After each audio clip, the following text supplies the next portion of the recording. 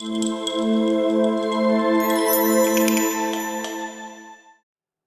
एक मित्र हैं, उन्होंने आज एक बहुत पुराने संत हुए हैं मलूकदास जी, उनका एक दोहा सुनाया कि अजगर करे न चाकरी, पंछी करे न काम, दास मलूका कह गए सबके दाता राम। अगर किसी संत ने ये बात कही है तो फिर किसी को कुछ काम करने की जरूरत क्या है? मतलब भगवान ने सबके लिए सब कुछ जब नियत ही कर दिया है, सबका भाग्य अगर पहले से ही ब्रह्मा जी ने लिख दिया है, तो किसी को कुछ अपनी तरफ से प्रयास करने की क्या जरूरत है?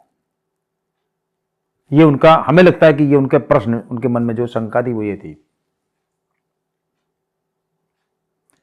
तो अगर हम लोग देखें कि तो मलूकदास जी जो बहुत बड़े संत हुए हैं, ये बात दूसरी है कि वो एक ऐसे परिवार में थे जो कि बहुत ही समृद्धशाली परिवार था।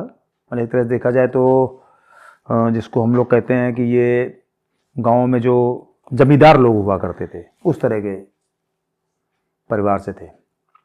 लेकिन किसी का भी जीवन कभी भी बदल सकता है। जैसे कि अपने सिद्धार्थ जो कि महात्मा बुद्ध हुए, वो राजा थे, उसके बाद भी वो बुद्ध हुए। तो इस तरीके से किसी का भी जीवन बदल सकता है। तो उनके कहने का आशय क्या था? क्या वास्तव में किसी को कुछ करने की जरूरत नहीं है? भगवान ने सबके लिए सब कुछ नियत कर दिया है और आप आराम से अपना रहिए। अगर आपको खाने की व्यवस्था आपकी भगवान ने नियत की होगी तो आपको खाने को मिलेगा, नहीं नियत की होगी तो नहीं मिलेगा। तो हमारे मन में हमने इसके लिए थोड़ा विचार करना चालू किया कि क्या इसका कारण हो सकता है, कि क्यों कहा होगा। पहली चीज़ तो ये, और अगर मान लो कहा है तो संत हैं तो उन्होंने गलत तो नहीं कहा होगा, और क्या रिजल्ट इसका होने वाला है, इसका क्या परिणाम होने वाला है। तो पहली बात जो हमें, हमारे जैसे एक छोटे मस्तिष्क वाले व्यक्ति को अगर समझ में आई, वो ये कि उन्होंने जो दो उदाहरण लिए कि अजगर और पंछी, ये दो उदाहरण उन्होंने लिए कि अजगर करे न चाकरी, पंछी करे न काम। मतलब ये किसके लिए, किसके उदाहरण उन्होंने लिए? प्रकृति में उन जीवों के लिए लिए जिनके लिए वास्तव में कर्म का सिद्धांत अप्लाई करता ही नहीं था उनके ऊपर। मतलब वो प्रकृति के ऐसे अंग थे जिनके ऊपर कर्म का सिद्धांत नहीं लगता था, जिनके ऊपर केवल और केवल भोग का सिद्धांत लगता था। और जिसके लिए भोग का सिद्धांत लग रहा है, उसके लिए ये कहावत बिल्कुल सही है कि उसको कुछ करने की जरूरत नहीं ना। भगवान ने उसको वो योनि जो है भोग करने के लिए भेजी है। अगर अजगर को अजगर बनाया तो भोग करने के लिए, कि उसके किसी पुराने जन्म के वो रहे होंगे ऐसे कर्म जिसके कारण से उसको अजगर बनाया, या जो भी व्यवस्था भगवान की रही हो। लेकिन वहीं पर हमको ध्यान आता है कि एक पुरानी कहानी है, किसकी है एग्जैक्टली हमको नहीं पता है, लेकिन एक कथानक है इस तरीके का कि नारद जी पूछते हैं, एक उनके साथ में संत जा रहे थे, ऋषि जा रहे थे, कि ये जो पक्षी बैठा हुआ है इसके भविष्य के बारे में तुमको पता है? कहले नहीं। कहले हम बताते हैं कि ये जो है पंछी, इसके भाग्य में ये लिखा है भगवान ने, ब्रह्मा जी ने, कि जब ये 10 घोंसले बना लेगा तब इसको हम मनुष्य की योनि दे देंगे। अब 10 घोंसले ये जो है बनावे, चाहे एक जन्म में बनावे चाहे अगले 4 जन्म में बनावे, जब भी 10 घोंसले इसके पूरे हो जाएंगे बना के, तब इसको जो है मनुष्य योनि मिलेगी, अन्यथा ऐसे ही इसको पंछी की योनि मिलती रहेगी। तो अब जो 10 घोंसले बनाने का काम है ये तो उसी पंछी को करना है।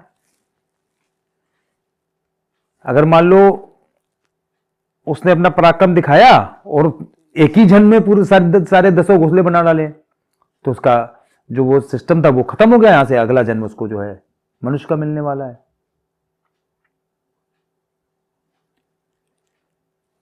लेकिन मनुष्यों के लिए केवल और केवल कर्म का सिद्धांत एप्लीकेबल है, हमारा जो मानना है। पूरी सृष्टि में भगवान ने मनुष्य योनि ही ऐसी बनाई है जिसके ऊपर की कर्म सिद्धांत लगता है। देवी देवताओं के ऊपर भी नहीं लगता है, क्योंकि देव योनि भी जो है वो भोग योनि है। अगर कोई मनुष्य अच्छे काम करता है तो उसको प्रतिफल में कभी कभी देव योनि मिल जाती है, और दो योनि चूंकि भोग योनि होती है, तो जब उनका अपना उनके पुण्य जो है छीड़ हो जाते हैं तो फिर से दोबारा वो जो है नीचे की योनि में आ जाते हैं। कभी मनुष्य योनि में आते हैं, कभी कभी उसके नीचे भी चले जाते हैं।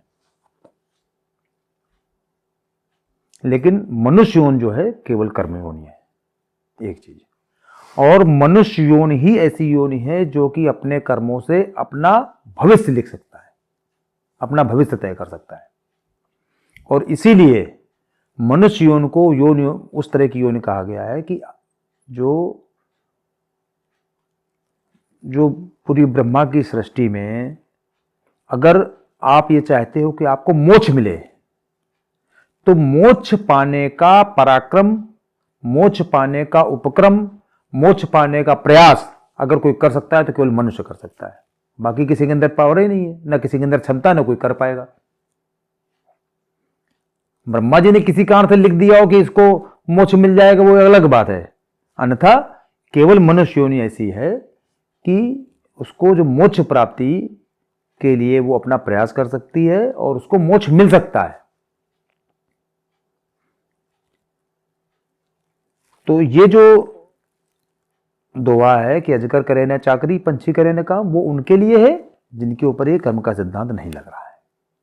हम लोगों को भगवान ने, हम लोगों को प्रभु ने मनुष्य योनि में भेजा है, तो हम लोगों के ऊपर कर्म का सिद्धांत लगता है। हम लोग अपने कर्मों से अपना भविष्य ठीक करें, क्योंकि और दूसरा कोई तरीका नहीं है जिससे कि हम अपना भविष्य ठीक कर सकें। अगर हमको अपना कल ठीक करना है आने वाला, तो आज हमको उसके लिए प्रयास करना पड़ेगा। तो हम लोग अपने अच्छे से अच्छे कामों से, जो भी जैसा जिसके मन में जो भाव आ रहे हैं, किसी के मन में अच्छा से अच्छा भोगने का भाव आता है कि उसको इस जीवन में अच्छा से अच्छा भोग करने को मिले, तो अच्छे से अच्छा भोग करने के लिए भी उसको जो प्रयास करने होंगे आज ही करने होंगे, तभी उसको आगे भोग करने मिलेगा। कभी कभी होता ही है कि हाँ, आदमी जन्म से ही उसको भोग करने की योनि मिल जाती है, मनुष्य योनि में भी भोग करने की उसकी व्यवस्था बन जाती है। लोग कहते हैं कि चांदी की चम्मच लेके पैदा हुआ, ये मतलब ऐसे समृद्ध परिवार में, ऐसे पैसे वाले परिवार में पैदा हो जाता है, तो वो भी उसके पूर्व जन्मों को कर्मों का फल होता है, इस कारण से उसको ऐसा मिलता है। और इस जन्म में उसको भोग लेगा, फिर उसका खत्म हो जाएगा, तो अगले जन्म में फिर उसको उसी तरीके से कोई ना कोई या तो दूसरी योनि मिलेगी, या मालूम मनुष्य की योनि मिलेगी, तो ऐसी नहीं मिलेगी। मतलब कोई ना कोई पहले से जो संचित उसके कर्म रहे हैं, जिससे कि उसका भाग्य का निर्माण हुआ है, उसी कारण से उसको ये मिला है। अगर हम मान लीजिए हमारे पूर्व संचित कर्मों के कारण हमको इस योनि में इस तरह का जीवन नहीं मिला, इस तरह के परिवार में जन्म नहीं मिला है, तो हम अपने कर्मों से अपने आगे आने वाले भाग्य को ठीक कर सकते हैं, अपने भविष्य को ठीक कर सकते हैं। और सबसे बड़ी बात यह है कि मोक्ष प्राप्ति के लिए प्रयास कर सकते हैं। केवल और केवल मनुष्य योनि ऐसी है जिसमें कि आपको मोक्ष प्राप्त करने का प्रयास आप कर सकते हैं, और हमें तो लगता है करना ही चाहिए। यही ईश्वर की इच्छा है, और इसीलिए उसने आपको मनुष्य योनि में जन्म दिया है।